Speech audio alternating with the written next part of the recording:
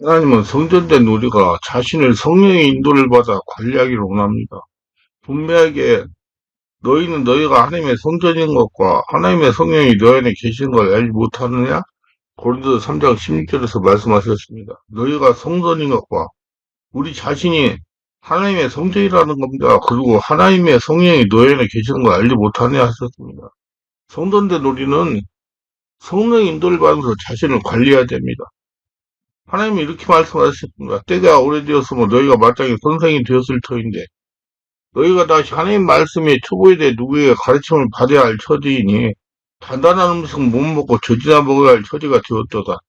이는 젖을 먹는 자마다 어린아이니 의의 말씀을 경험하지 못한데 단단한 음식은 장성한 자의 것이니 그들은 지각을 사용함으로 연단을 받아 선악을 분별하는 자들이니라. 히브리서 5장 12, 14절. 때가 오래되었으므로 너희가 마땅히 선생이 되었을 터인데란 예수를 믿고 건물교회 예배당에 들어와 믿음 생활하면 선생이 되도록 잘해야 된다는 말씀입니다. 성령으로 말씀을 듣고 깨달아야 된다는 말씀입니다. 그 사람한테 가르침을 받으려고 그러니까 믿음이 자라질 않아가지고 하나님 말씀의 초보에 대해 누구에게서 가르침을 받아야 할 처지이니 사람에게서 가르침을 받아야 할 처지이니 단단한 음식 못 먹고 저지나 보여야 할 자가 되었도다. 말씀의 촉구에 대해 누구에게 가르침을 받아야 할 처지라는 겁니다. 이는 누구에게 사람에게 가르침을 받는 처지라는 말씀입니다. 성령으로 깨닫지 못한다는 것이 있대요. 예수 믿고 예배당에 들어왔으면 믿음이 자라 단단한 음식은 장성한 자에게 그들은 지각을 사용하고 연달받아 선악을 분별한 자들이라. 성령으로 진리를 깨닫는 성도가 되어야 된다는 말씀입니다. 예수를 믿고 예배당에 왔으면 성령으로 세례를 받고 성령의 집에 장이 되고 성령인도를 받고 성령으로 말씀을 깨달아야 된다는 얘기예요. 우리는 몸이 약해지면 어떻게 합니까? 병으로 생각하고 부약을 먹고 운동도 합니다. 이런 일을 스스로 하기보다는 부모가 챙겨주거나 기혼자이면 배우자가 권하지 않습니까? 의사의 도움을 받아 자신에게 맞는 약을 먹으면서 건강을 회복합니다. 요즘은 가족이가 있어서 가족 전체의 건강을 돌봐야 됩니다. 그런데 우리 영에 대해서는 이런 조치를 주거나 받은 일이 별로 없습니다. 알아서 하라는 식입니다. 너무 방임하고 있는 것입니다. 이런 일에 관심을 가지고 성도의 영적 건강을 돌봐야 할 목회자가 그 책임을 다하지 못하는 것이 현실입니다. 목회자가 성도의 영이 깨어나지 못하게 하는 실정입니다. 성도들이 목회자의 가르침을 받으면서 영이 자라나 성령의 지배에 장악이 되어 이제 성령으로 진리를 깨달으면서 성령인들 받은 사람으로 잘해야 됩니다. 영이 깨어나 자신의 성령과 관계를 열어 성령으로 깨닫고 인도하는 성도가 되어야 됩니다. 그러나 성도의 영적 건강을 돌볼 책임은 목회자마다 영적으로 약하기 때문에 이런 부분에서 균형 있는 기도를 제대로 할 수 없는 경우가 있습니다. 수요 기도라든지 금요 심야 기도회 등의 이름을 예배가 드리지만 기도하는 사실이 거리가 먼 경우가 대부분이다. 그저 모여서 말씀 듣고 한두 마디 기도하고 헤어집니다. 이것이 일반교회의 모습입니다. 기도를 구체적으로 어떻게 하고 어떤 영적 현상들이 나타나고 어떤 능력들이 드러나게 되는지를 가르치고 실현하는 기도 모임은 거의 찾아볼 수 없습니다. 그러니 기도를 성령으로 하지 못하여 영이 깨어나고 잘하지 못하는 겁니다. 참으로 안타까운 현실입니다. 성도의 영적 건강을 진단하고 그에 따른 적절한 개별 조치를 행하는 일은 우리에게는 아직 낯선 일이며 일방적인 프로그램으로 진행하기 때문에 개별적이고 구체적인 영적 도움을 받을 수가 있는 그런 길이 없습니다. 영적으로 약한 사람에 대해서 그 영을 강건하게 하는 치유목회 프로그램은 대부분 교회가 가지고 있지 못합니다. 영이 어린 사람은 스스로 영을 강하게 하는 일이 불가능에 가깝습니다. 이것은 우리가 몸이 약할 때 전문가인 의사의 지도를 받으면 쉽게 해결할 수 있는 일을 자신이 해결하려면 시행착오만 그 효과가 별로 없고 시간만 낭비하고 물질만 낭비하는 것 같습니다. 전문가의 도움을 받으면 쉽게 해결되는 일을 가지고 몇 년째 고생하는 사람들이 있습니다. 영의 지도를 맡아야 할 책임 있는 목회자가 영의 일에 대해서 거의 지식과 경험, 체험을 가지고 있지 못하기 때문에 이 일에 대해서 아예 문을 닫아둡니다. 다만 성경 공부도 같이 지식 위주의 가르침으로 책임을 다하는 것으로 생각하면서 그래서 영적인 문제를 지니고 있는 많은 성도들이 지금도 방황하고 갈등하면서 성당을 이루지 못하는 고통 속에 놓여 있는 것입니다. 영이 약한 사람은 그 시작을 어디부터 해야 하는지를 모릅니다. 그래서 영적 여정의 입구를 찾지 못하는 겁니다. 영적 여정의 입구란 성도가 영적 인식을 하기 위해 바른 목회를 만나는 것부터 시작하라는 것입니다. 기도할 때 30분을 넘기지 못한다면 자신의 영이 매우 약하다고 생각해야 됩니다. 기도의 시간은 중요합니다. 주님도 밤이 새도록 기도하였고 40일 금식을 하며 기도했습니다. 기도 양과 영의 능력과는 비례합니다.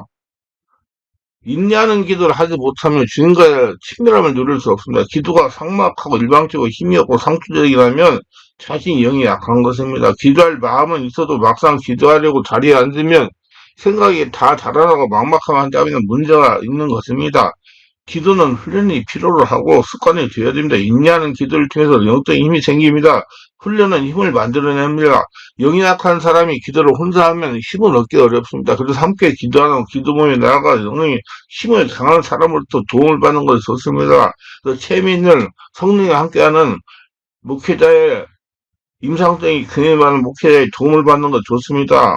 오름의 기도 모임을 만들어 주기적으로 기도를 가지고 영이 건강하기 위해 훈련을 하는 것이 유익합니다. 반드시 자신보다 더 강한 영적인 힘을 지닌 재미있는 임상적인 경험이 있는 지도자가 포함되어 있어야 되고 영적인 현상에 대해 이해와 지식을 나눌 수 있는 전문 사역자가 기도 모임에 있는 기도 모임이어야 됩니다. 기도를 통하여 경험하는 다양한 영적 변화에 대해서 설명을 받을 수 있어야만 영적 진도가 이루어집니다. 기도 모임은 주 1주에 걸쳐서 주기적으로 하는 걸 바람직합니다. 기도 훈련을 받은 사람들이 구성된 기도 모임이 별로 없어서 이런 모임을 현실에 찾기는 쉽지 않습니다. 교회를 많아도 영적 성장에 도움이 되는 내용을 가진 교회가 적습니다.